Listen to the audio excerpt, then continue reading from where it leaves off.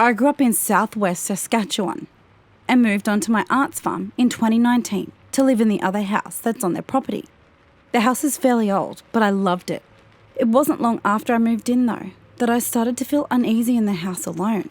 I would close every window when it got dark, as it felt like something was watching me through them every night. Eventually, I decided to get a puppy to keep myself company when my boyfriend at the time was at work or away from the house. It helped to have the company, but I always dreaded having to take her outside when it was dark. For a bit of a scene setting, our house sat on the left side of the gravel road. At the back of the house, there was about 10 metres of backyard, and then there was the cow pasture and the cow barn. We didn't own cows, but in the summer, another farmer would rent our pasture space, and so we would have them on the property. It wasn't uncommon at night to hear coyotes surround the farm either, and there were tons. Every so often, when I'd go out with my puppy, we'd hear them all around us. Too close for comfort. We had a farm dog too, who would keep the coyotes away for the most part, as she was huge. Every so often, she'd wander elsewhere on the property to scout, and the coyotes would get a little too close for comfort. They always tried to lure my puppy out to them, but luckily, I kept her leashed. Now, one thing you should know about my pup is that it takes her forever to find a spot to go to the toilet. This is still a problem today, 4 years later, but back then, it was the bane of my existence.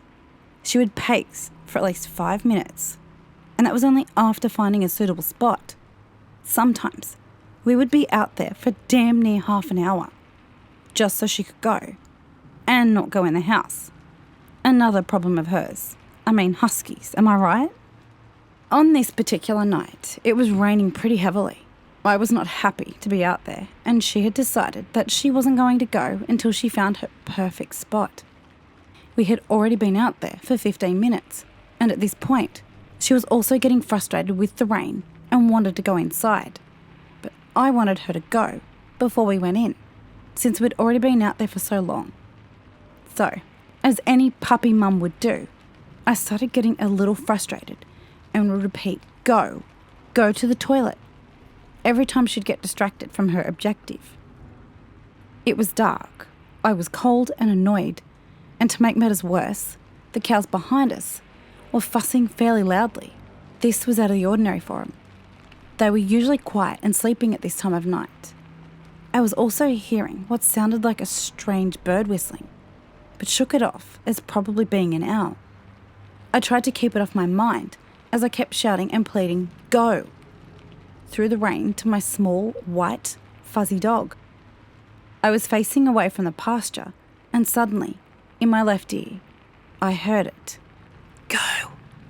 I have a very strong flight response typically, but this froze me on the spot, as I was mostly confused at what the hell I'd heard. I just tried telling myself that I didn't hear it. I tried telling myself that it was just a moo from a cow that I heard wrong. But again, as it's spoken directly behind me, I heard it again. Go. It sounded unnatural. It was as if it came from someone who had never spoken a word before. A raspy, deep monotone. It almost sounded like it was coming out of an old radio. But of course, there were no radios out there. Every time it said it, it sounded the exact same as the first time it was said. And whatever it was had started repeating it, as if it had been taught its new favourite word. I spun around to the pasture to find nothing there. Then again, from behind me, go. This had all happened in the span of about 3 seconds, and at this point, I remember shouting out loud, "All right, don't have to tell me twice." I picked up my little fur ball and made a mad dash for my front door. I swiftly locked both doors behind me and sat bewildered in my kitchen. Puppy went back to puppying immediately. Obviously, unbothered by it all. An unhappy mum wasn't making her stay out in the rain any longer. I picked up my phone and called my aunt, asking her if my uncle had been out in the field with the cows. She said no, and I explained to her what had just happened to me. She sent my uncle over to the pasture to check it out, but soon after told me he hadn't seen or heard anything. He said he'd check the pasture again in the morning. I spent the night hiding from my windows with the lights and TV on loud enough to not hear anything outside. The next morning, when my uncle checked on the pasture, he found 2 calves dead. Explains the colossal cow panic that had ensued the night before. I regret this, but I didn't push for more information, as I honestly just didn't want to know. But they told me, other than that, they didn't find anything out of the ordinary. A few months later, I moved off the farm. I couldn't be in that house alone anymore, and my boyfriend and I had parted ways. A few months after that, I started going to therapy for the paranoia this had caused me. I started feeling like people were watching me, out to get me. Another few more months after that, I moved out of the province for good, and I finally felt safe. I'm wondering if any of you here have any idea what the hell this would have been. There's no chance there would have been someone in the field, as we were fairly far away from the town and neighbours, and we have cameras that would have seen anyone enter the property. Coyotes are common, but I don't think they are capable of mimicking words. Now, since moving, I've had some weird related things happen as well, but can save that for another time.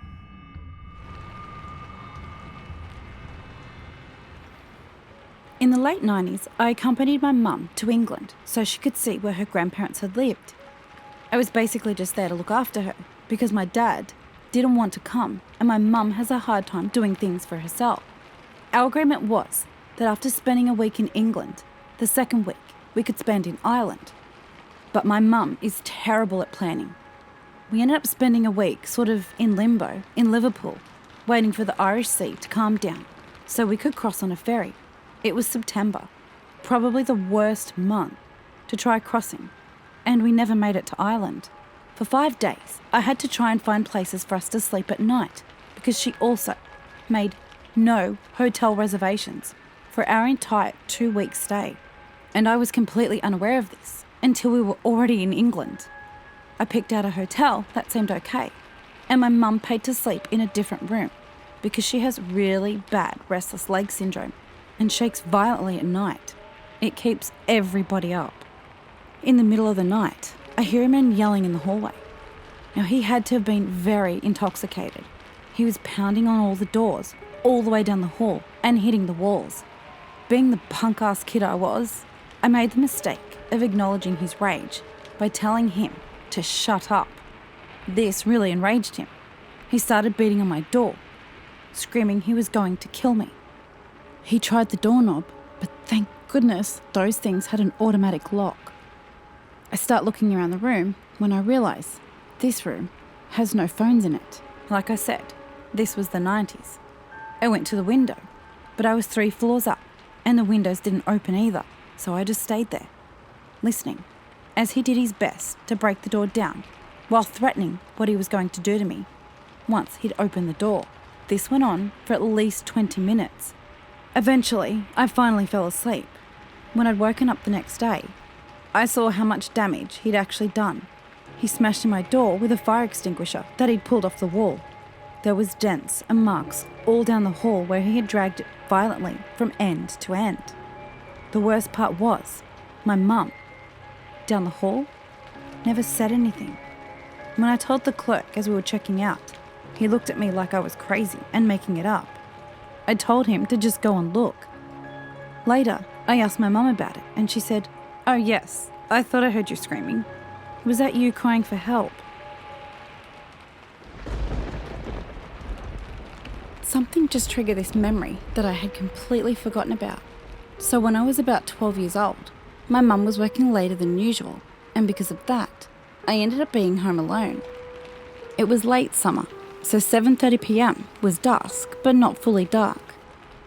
I heard the doorbell go and assumed my mum had her hands full and couldn't find her keys. I opened the door and stopped cold in my tracks when I noticed 3 men.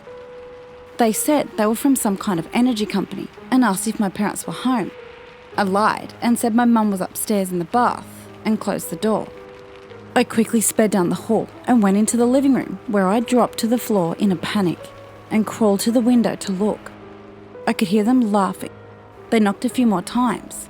This is when I started to fully panic.